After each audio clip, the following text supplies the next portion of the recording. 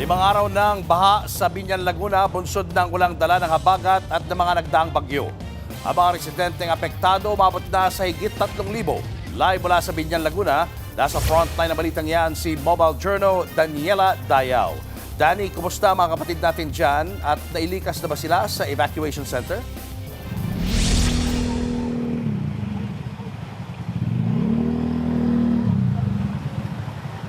Julius, sa patuloy na pag-ulan ng habagat, halos maglilimang araw na ang tubig baha dito sa Sitio Pulo, Barangay de la Paz sa Binyan, Laguna. Samantala, humupa naman ang tubig baha sa Santa Ines, Gonzales, Almeda Subdivision at iba pang lugar. Ayon sa LGU, higit sa 3,000 residente ang apektado. Samantala, mayroon namang 146 individuals ang nasa evacuation centers pa. Ayon pa sa LGU, bukod sa pamamahagi ng food packs ay inaasikaso na rin nila ang flood control pumps para nga mahigop ang tubig sa Barangay Malaban at Barangay de la Paz.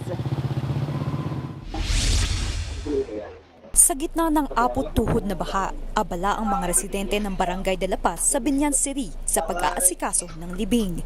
Isa-isa nilang isinakay ang mga gamit sa bangka. Pero ang kabaong isinakay sa styrofoam na nagsilbing bangka. Meron tayong kukuhanin na ililibing. Kukuhanin po natin kasama natin ng tropang rescue. Ito po sasakay natin ang karo mula dito sa Burulan. Ayon sa uploader na kapitan ng lugar, hindi hadlang ang abot-tuhod na baha para maantala ang libing ng 80 years old nilang residente. Ang mga kaanak nakapayong na naglalakad sa likuran ng binalutang na kabaong. Sa bahagi kung saan mababa na ang tubig, isinakay na ito sa karo para maihatid sa sementeryo. Ang styrofoam na rin ang ginamit pang rescue sa mga residente. Hindi ba sasayan to? Sasayan. Bubuhatin ko. Tapos, transfer doon sa mapagana sa malalim na. Sa kabila niyan, wala namang napaulat na nasawi sa naturang lugar. Samantala sa Batangas naman,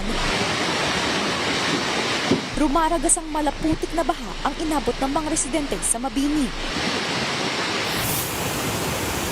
Ganyan din ang naranasan sa Lipas City. Hindi na makadaan, sobrang laki. Ang kalsada hindi na madaanan sa lakas ng agos. Kaya naman ang ilang motorista nagtulong-tulong na hawakan ang mga motor maitawid lang.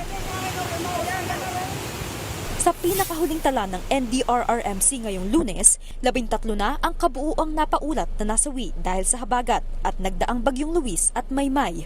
3 nga riyan ay mula sa Batangas. Meron po tayong casualty, specifically may 3 na po tayong recorded na dead. Yun po. Ang isa po ay from Lipa City. Ang victim po was electrocuted. Ang isa po ay from Batangas City. Na-drown po ito. And then the other one po ay sa Santa Teresita. Sa huling tala, nasa mahigit 600 pamilya ang apektado sa lugar.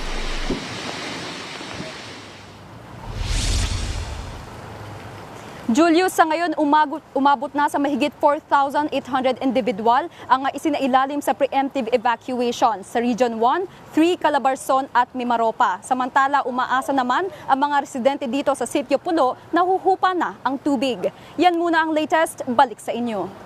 Maraming salamat, Mobile Journal Daniel Dayao. Mga kapatid, Julius Babaw po. Para sa komprehensibo at makabuluhang balitaan at talakayan, mag-follow at mag-subscribe na sa social media pages ng News 5.